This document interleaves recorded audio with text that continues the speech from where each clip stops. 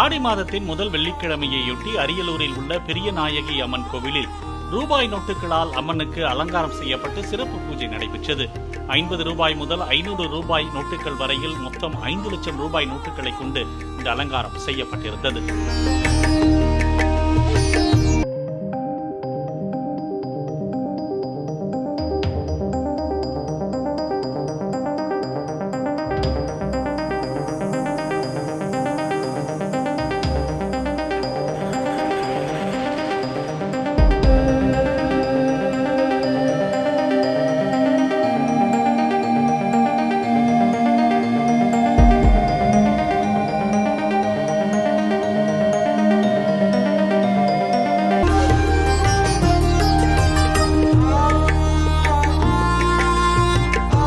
Play store மற்றும் app ஸ்டோரில் இருந்து பாலிமர் செயலியை QR கோடு மூலம் பதிவிறக்கம் செய்யுங்கள்.